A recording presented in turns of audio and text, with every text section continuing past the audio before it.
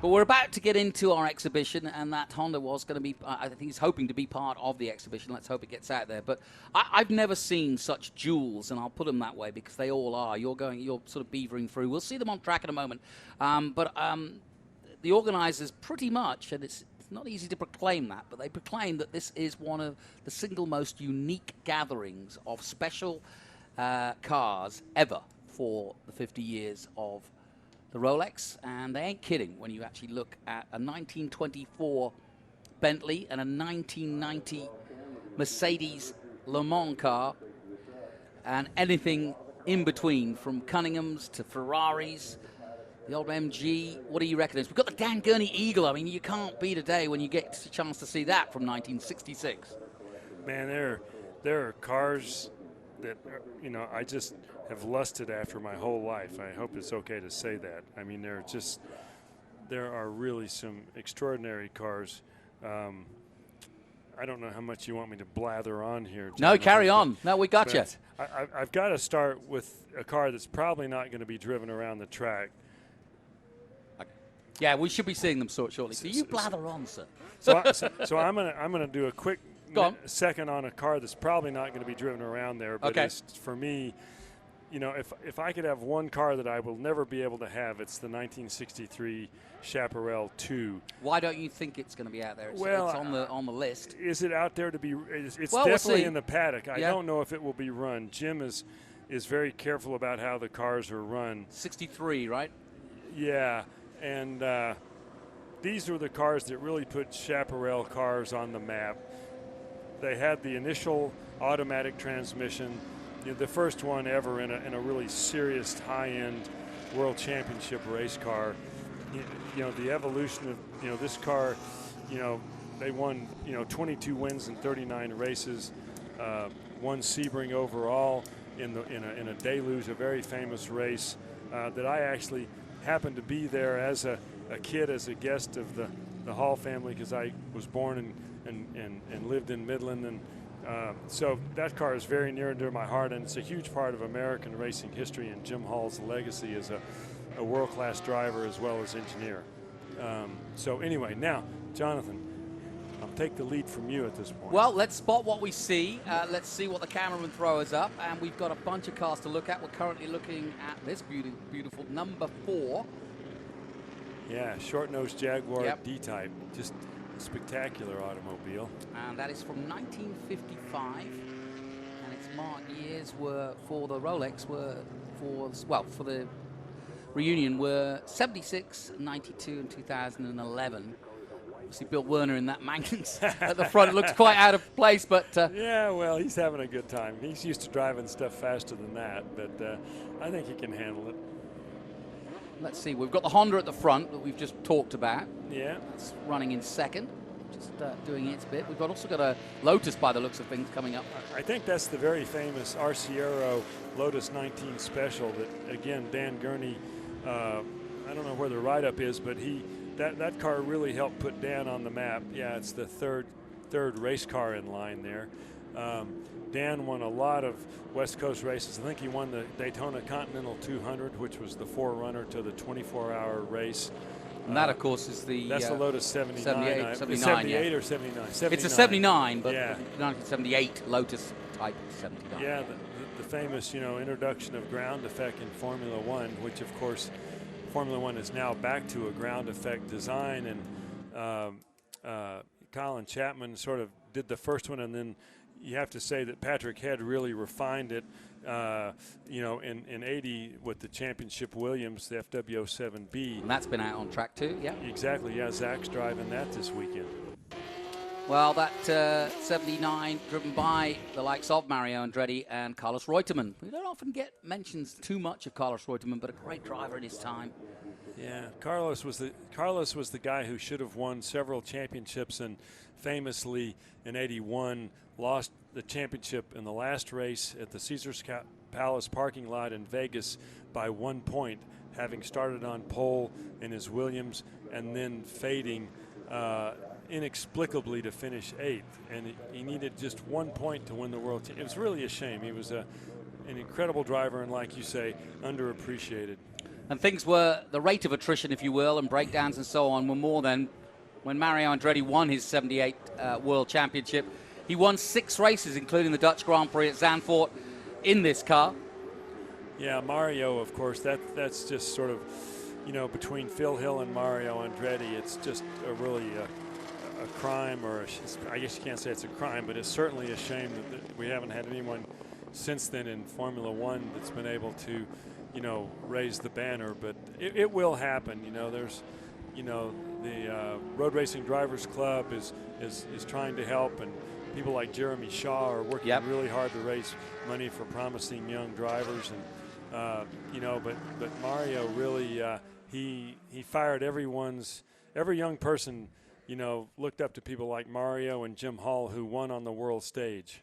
Yeah, it doesn't matter whether it's sport, music, the Olympics, whatever. How you inspire people and how humans inspire a generation after them to do what they did or do something similar.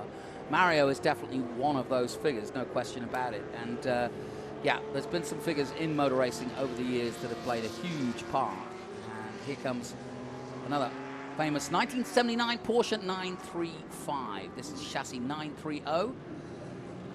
Yeah, this, you know, I'm very fortunate to be able to say that I have a really iconic 935 that won its class at Sebring in 1980 and was 5th at Le Mans. Won its class at Le Mans in 1980 and was 5th overall. But this is a similar car, and I have to tell you that this thing is more fun than a barrel of monkeys. It's like it's like a go-kart with 750 horsepower. They are unbelievably fun to drive, and the Interscope car there, you know, Ted Fields' car, you know, had Danny on Gaius and a number of legendary drivers. Hurley Haywood, another one, yeah. Yeah, Hurley, Milt Minter, and then Ted Field himself, who was a good shoe as a gentleman driver. Well, this car won on its debut for the 24 Hours of Daytona. No mean feat. Absolutely not. It's a beautiful livery as well, very iconic livery. It's you know, I'm looking, boy, this is an incredible array of cars that they have. I'm looking forward to seeing hopefully the 962 Porsche from 1985. Now they're just passing our position now. We're starting to hear the engines started getting up to speed. Yeah, letting them air it out a little bit. We've also got a Ferrari 166mm out there from 1949. Yeah, that was, I think, the first really, you know, that car was, I think, you know, Ferrari historians could probably, you know, may not agree with this, but you know, in my memory, you know, the 166 was the first real dual-purpose, you know, overall race-winning Ferrari that, you know, a Ferrari's manufacturer that you could drive as a sports car and race, you know, at the highest level of the time. And well, that was the car we saw Kev interviewing on the pre-grid. Right, that's the RCO. Lotus 19. Yeah, it's fabulous. And you know, Dan Gurney was another one of my, you know, growing up, you know, there were people that I looked up to and just said, man, if I could be anything like that guy. And you know, Dan and Jim Hall, you know, because they were engineers and drivers and constructed their own cars. I mean, those guys were at the top of the pantheon for me. Yeah, I'm going to say it's so rare now that anybody can compete and design and innovate at the same time, like a Bruce McLaren, like a Colin Chapman, you know, run a Formula One team as well as do all the other bits. Now you have how many at Mercedes? 800 people? Yeah, it's a whole nother, like everything in life. I think Ken Tyrrell would have quite a smile on his face if he saw the current modern day Formula One factory. Yeah, oh man, it's amazing. I see on our list we're supposed to have a Maserati 250F I saw it parked up. I don't know whether it's actually got out on track because obviously they're all parked up in the paddock. So whether they all get out there is a question mark, I suppose. But he's certainly got a lot out there. This is my favorite, or at least one of them, the Bentley. The Bentley, yes. Well, the reason being that particular car, I think it was that car, or certainly one very much like it, was my table mat when I was a 5-year-old. And we had 6. There were Maseratis, there were Alfa Romeos, but I always had the picture of the Bentley. And if my sister stole it, there was hell to pay. So I am now glorying in the 1924 car owned and raced extensively by the Benjafield Racing Club founder Stanley Mann. There it is. Yeah, well, he's a legendary name in Bentley circles, that's for sure. Those are fabulous cars. You know, I have to be candid. The first time people tried to introduce me to these Bentleys, I thought, that's like a tractor with green paint, and sacrilege to say for sure. And then of course I actually got humbled because I drove one and I realized what fabulous machines they were. And you look into the history of their victories. How do they handle? They look like a beast. They look like trouble. They're, you have to have your Wheaties in the morning. But they're very honest. They do exactly what you would expect them to do. When you it's like a Shire horse. I just did 10 days in a 27 4.5 liter Bentley in Norway, and it was fabulous. It was just an epic drive, and they do everything well, and they hold together and they're reliable. It's that must have been fascinating. Norway of all places. Yeah, how are the roads in Norway? Skinny. Yes. They're all carved out of the side of a fjord. Brittle too, because it's all cold. Yeah. Until the summer. Yeah, they're so narrow, and they're carved out of the sides of fjords, and so it's like driving on narrow English country lanes. Yeah, I'll bet. But the Bentley, to your point, was just it's the longest drive I've had in the car, and it was spectacular. It's got more acceleration than you would imagine, and plenty of top speed for what it is, and of course, the red line's all of about 2,300 RPM, so you don't have to worry too much about keeping it in the power curve. The power curve starts at about 1,000 and goes to 2,300.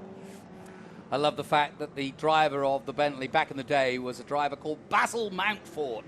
Now you can't invent a better name as your Bentley driver. My factory driver is Basil Mountfort. Please do step forward, Basil, and say a few words. That's a proper British name.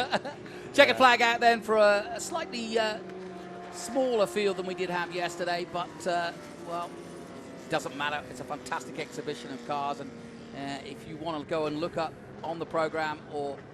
Yeah, and if you haven't been to the Monterey Historics, you should put it on your list, because this is just a small fraction of what's in the paddock. Yeah. And it is truly, as I look through the rest of this list, there's a Miller 91, supercharged, Indy car from the day that set the history forward of American racing, because Henry's proteges and his machinists, Leo Goosen and they went on to and Fred Offenhauser. I mean, they ended up generating the engines that powered every Indy car, up until the Cosworth era began. And so you come to Monterey Historics and you're going to see things you've never dreamed you would see. Well, thank you. Charles Nurberg, sadly not out in his lovely Williams today, but we'll try and get him something. If not, we'll keep him here in the booth. We'll take a short break here from the reunion. Join us after this.